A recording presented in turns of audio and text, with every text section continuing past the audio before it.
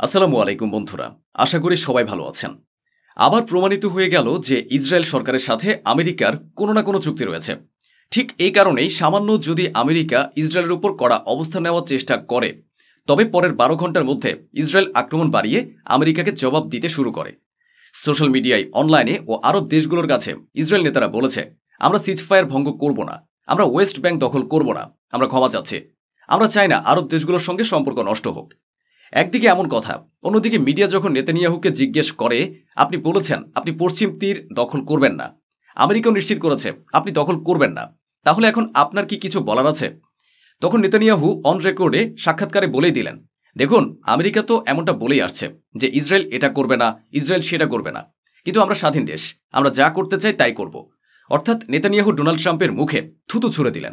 পরিস্থিতি ঠিক তাই। পরিস্থিতি এমন যে নেতানিয়াহু বলবেন আমরা দখল করব, ট্রাম্প সাহেব বলবেন না, আমরা এটা হতে দেব না। তারা বাইরের সবার সামনে ঝগড়া করবে, কিন্তু গোপনে তারা দুজন মিলে দখলও করবে। এমন কোনো ঘনিষ্ঠ দেশ নেই যাকে আমেরিকা ইসরায়েল ঠকায়নি। তাই আমেরিকা ও ইসরায়েলের উপর বিশ্বাস করা ঠিক তেমনই, যেমন অন্ধভক্তেরা বদলে গেছে এবং কুকুরের লেজটা হঠাৎ সোজা হয়ে গেছে। חטופים שלנו בלחץ צבאי שלנו, בלחץ מדיני שלו, והבאנו את 20 החטופים החיים, דבר שאף אחד לא האמין שיהיה, ועכשיו במאמץ שאנחנו עושים, כולל בשיחה הערב עם מרקו רוביו. ভাবুন, আন্তর্জাতিক আইনের দিক থেকে লেবাননের সঙ্গে ইসরায়েলের যুদ্ধবিরতি হয়েছে। সিজফায়ার মানে হচ্ছে এখন আর কেউ ঝামেলা করবে না, না তোমরা করবে না আমরা করব। লিখিতভাবে একটা বন্ধন ঘটেছে। কোনো বড় ভাই মধ্যস্থতা করে দেয়, যেমন আমেরিকা বা কোনো আরব দেশ, তেমনি লেবাননের সঙ্গে লিখিতভাবে সিজফায়ার হয়েছে। সিজফায়ারের পর লেবাননের দিক থেকে কোনো হামলা না করলেও ইসরায়েল প্রতিদিনই লেবাননকে আঘাত করতে থাকে। প্রতিদিন লেবাননের উপর হামলা হচ্ছে।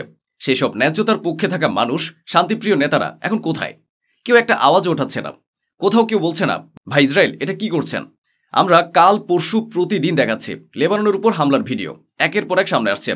সম্প্রতি লেবাননের উপর ইসরায়েল আবারও সিভিলিয়ান এলাকা লক্ষ্য করে হামলা করেছে, এবং এটা ড্রোন থেকে করা হয়েছে। এমন জায়গায় আঘাত করা হয়েছে যেখানে সাধারণ মানুষ থাকে, কোনো জঙ্গি সংগঠন থাকে না। হামলার তীব্রতা আপনি দেখতে পাচ্ছেন, এবং এতে সাধারণ মানুষ মারা গেছেন। বলা হচ্ছে অন্তত 1 ডজনের মতো লেবাননের সিভিলিয়ান ইসরায়েলের ড্রোন স্ট্রাইকে মারা গেছেন। সিজফায়ার আছে, ইসরায়েল বলছে তারা সিজফায়ার করেছে, কিন্তু কোন লেভেলে সিজফায়ার চলছে আপনি সেটা ভিডিওতে দেখছেন। কোথায় আছে ইউএন? কোথায় আছে আন্তর্জাতিক আইন? কোথায় আছে আন্তর্জাতিক ন্যায় বিচারের আদালত? কিছুই নেই।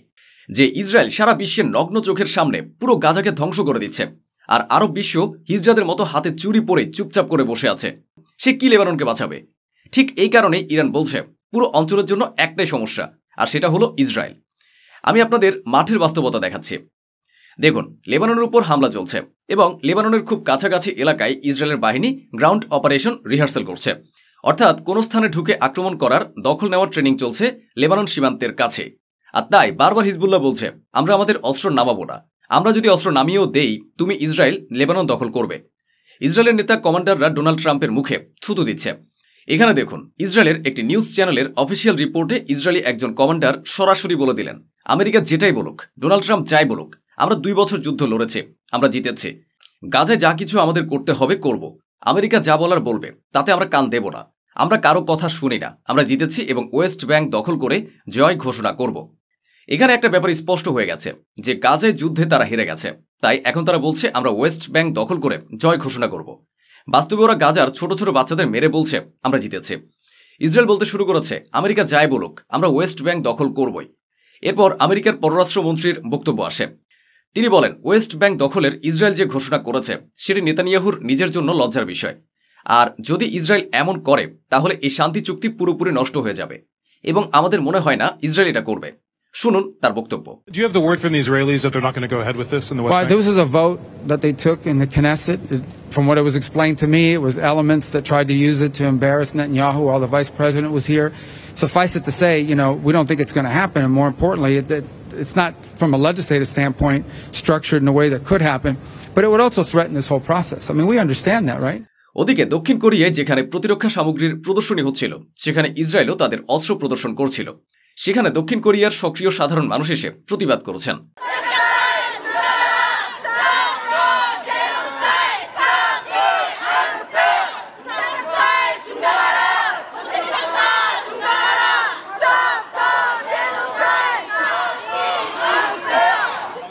সুইজারল্যান্ডেও ইসরায়েলের বিরুদ্ধে প্রতিবাদ চলছে।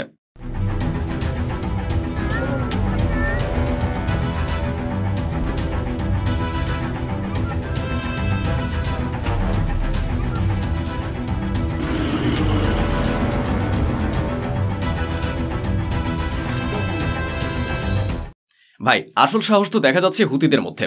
সত্যি বলছে, কেউ যখন ক্ষতিগ্রস্ত হয় তখন সে শান্ত হয়ে যায়। যেমন হিজবুল্লাহ প্রচণ্ডভাবে ক্ষতিগ্রস্ত হয়েছে, হিজবুল্লাহ শান্ত হয়ে গেছে। হামাসও প্রচণ্ডভাবে ক্ষতিগ্রস্ত হয়েছে, হামাসও শান্ত হয়ে গেছে।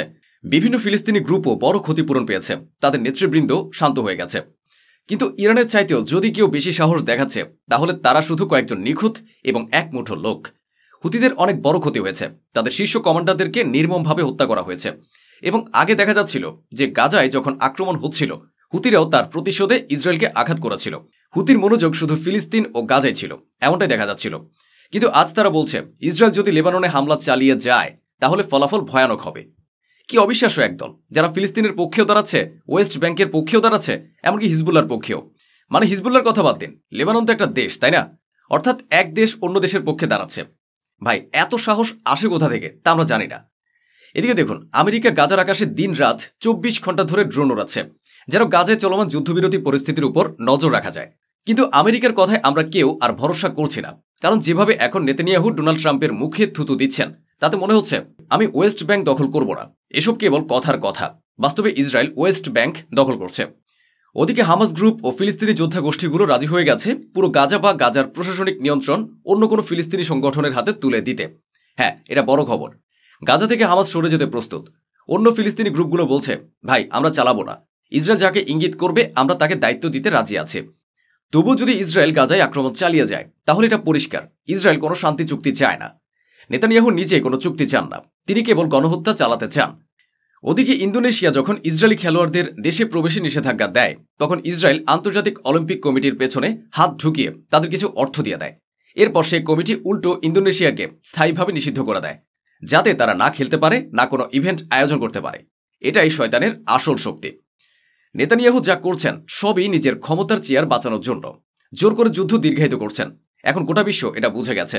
এমনকি ইসরায়েলের অর্ধেকেরও বেশি জনগণ একটি জরিপে একমত পোষণ করেছে যে নেতানিয়াহুর আর নির্বাচনে দাঁড়ানো উচিত নয়। এদিকে আরব দেশগুলো ইসরায়েলি ইহুদিদের সামনে মাথা নত করেছে। অনেক বড় রিপোর্ট এসেছে।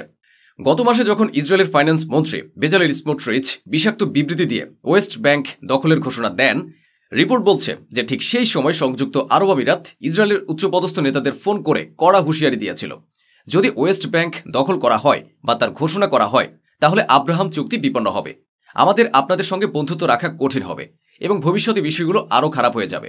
অদ্ভুত ব্যাপার হলো এত বড় হুমকির পরও ইসরায়েলের ওই কট্টরপন্থী নেতা অর্থাৎ ইসরায়েলের ফাইন্যান্স মন্ত্রী আরও দৃঢ়ভাবে ওয়েস্ট ব্যাংক দখলের ঘোষণা করে দিলেন যে আমরা দখল করব, এখন পুরো ওয়েস্ট ব্যাংক দখল করব। ইউএই সম্মেলনকে তিনি খসিয়ে দিলেন। তারপর গত পরশুই সৌদি আরবের সাথেও ইসরায়েলি ফাইন্যান্স মন্ত্রী সেই একই ভাষায় কথা বলেছিল, পরে অবশ্য ক্ষমা চেয়েছিলেন। তো বন্ধুরা, এই ছিল আজকের আয়োজন, যা স্বচ্ছভাবে আপনাদের সামনে তুলে ধরা হলো। আশা করি আমাদের এই প্রচেষ্টা আপনাদের ভালো লেগেছে। অসংখ্য ধন্যবাদ। সুস্থ থাকুন, ভালো থাকুন।